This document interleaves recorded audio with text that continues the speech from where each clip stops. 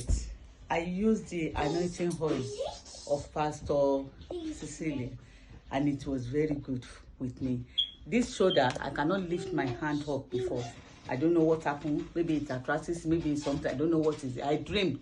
I remember I had a dream that somebody shot me in the dream for like 1 year now, and later the hand shoulder start paining me. I can't raise my hand again, as if it wants to paralyze. I've been feeling something is running down here and picking me, and in the night I won't be able to sleep.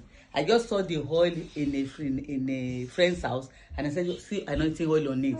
I just took little bit, I put it on it with faith, and then that is how my hand am healed. In the mighty name of God, praise God, hallelujah.